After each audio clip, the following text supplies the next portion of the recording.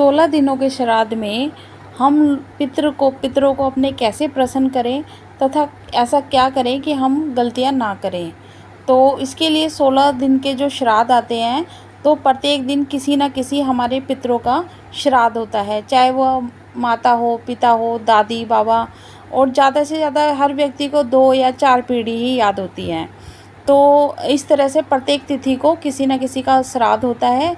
तो जिसका आपको ज्ञात हो और आप अलग अलग करना चाहते हैं, तो आप उस दिन उस तिथि को श्राद्ध कर सकते हैं। लेकिन अगर आपको किसी पितृ की तिथि याद ना हो, तो आप क्या करें?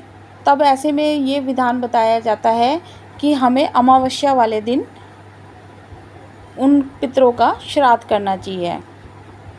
तो और उससे पहले मैं इस गलती के बारे में बात करना चाहूँगी कि अक्सर ये लोग ये गलतियाँ कर देते हैं कि जैसे आज मान लीजिए किसी के ससुर का श्राद्ध है और वो 2 दिन बाद उनकी सासू माँ का श्राद्ध है।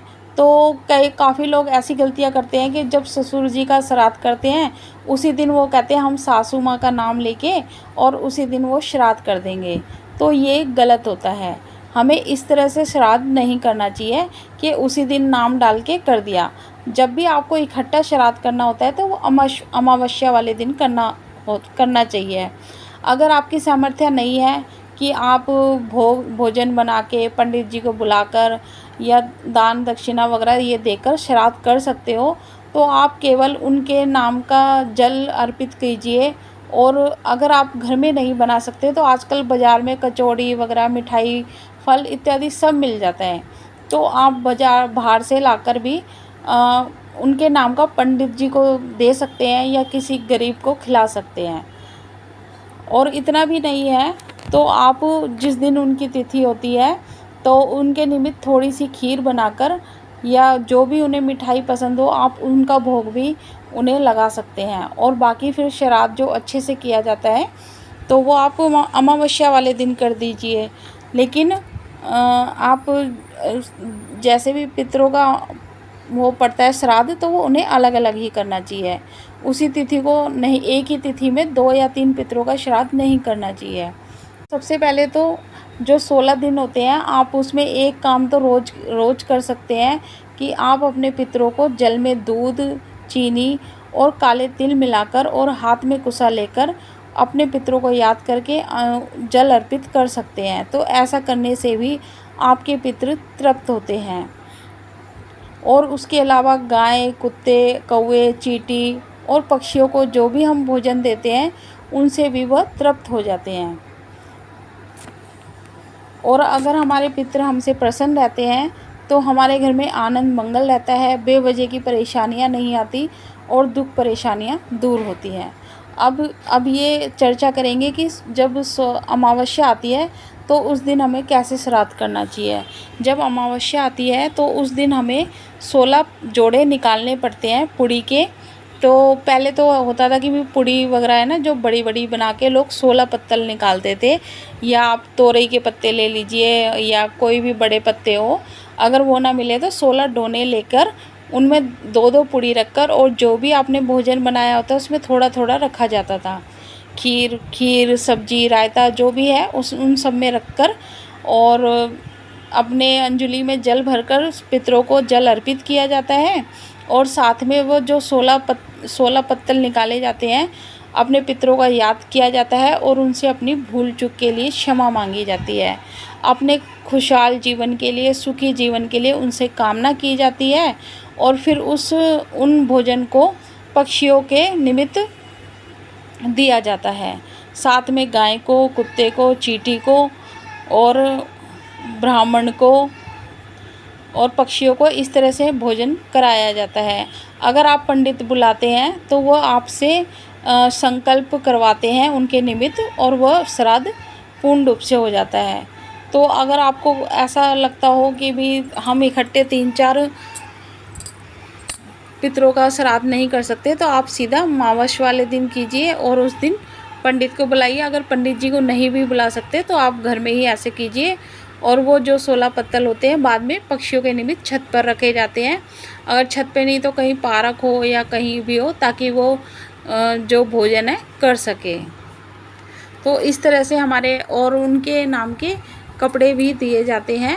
अगर आप कपड़े देने में सामर्थ हो तो दे सकते हैं, और नहीं भी हो तो खाली एक तौलिया, और कोशिश कीजिए अगर हो सके तो एक साड़ी, क्योंकि जब 16 श्राद्ध होते हैं तो नेचुरल है कि भाई किसी पुरुष का श्राद्ध होता है तो स्त्री का भी होता है, तो इसलिए दोनों के निमित्त से एक एक वस्त्र तो बनता ही है। तो और साथ में कुछ दक्षिणा देकर हमें पंडित जी को देना चाहिए, भोजन कराना चाहिए। अगर पंडित जी किसी कारणवश भोजन नहीं करते हैं तो उन्हें सूखा सीधा भी दिया जा सकता है। इस तरह से हमारे पूर्वज हैं जो प्रसन्न होते हैं। कहा जाता है कि वह 16 दिनों के लिए धरती पर आते हैं, और इस बीच वो किसी न किसी रूप में हमें आशीर्वाद देते हैं। तो आशा करती हूँ कि अगर आप ऐसी गलती कर रहे हो तो ऐसी गलती ना करें, और अपने पितरों का अच्छे से स्मरण करें और उन्हें प्रसन्न करें, और खुद भी प्रसन्न रहें। और कहा जाता है कि जब कौवा जब तक भोजन ग्रहण नहीं करता है तब तक माना जाता है कि हमारे पितृ हमसे प्रसन्न नहीं है। जब कौवा भोजन में चोंच मार लेता है तो ये समझा जाता है कि हमारे पितृ हमसे प्रसन्न हैं। तो कौवे को अवश्य भोजन दिया जाता है।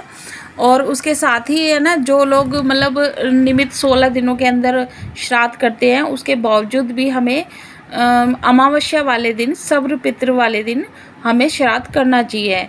वो इसलिए करना चाहिए कि जिन पितरों का हमें दिन ज्ञात नहीं होता, तिथि ज्ञात नहीं होती है, तो उसमें वो सब आ जाते हैं। और इससे हमारे जो पितृ हैं, जो हमसे जिनके बारे में हमें बिल्कुल पता ही नहीं है, तो उनका भी वो श्राद्ध हो जाता है, और मतलब उनके निमित्त भी भोजन पहुंच जाता है।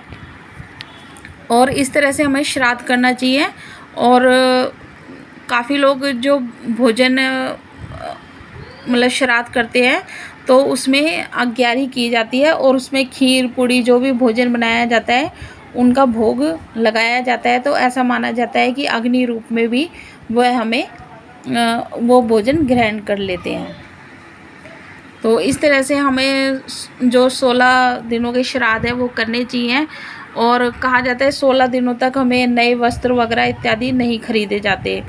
अब चाहे उसका कुछ भी रीज़न लगा लीजिए, तो क्योंकि उस दिन हम अपने पितरों को याद करते हैं ना उन दिनों में, तो इसलिए ही कहा जाता है। परंतु ऐसा नहीं है, जब हमें दान पुण्य करना होता है तो उसके निमित्त मात्र हम वस्त्र और बर्तन इत्यादि वगैरह खरीद सकते हैं।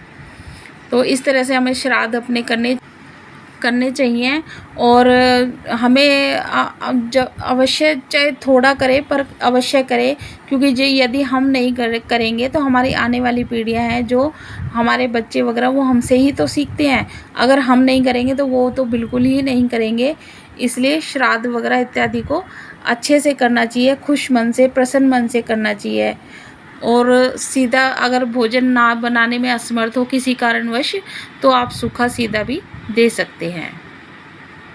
और अगर आपको मेरी ये जानकारी अच्छी लगी हो तो मेरी वीडियो को लाइक कीजिए, शेयर कीजिए, एंड मेरे चैनल को सब्सक्राइब कीजिए। और पितृपक्ष में ऐसी गलतियां करने से बचिए, और जहाँ तक हो सके, जितना हो सके अपनी सामर्थ्य अनुसार कीजिए।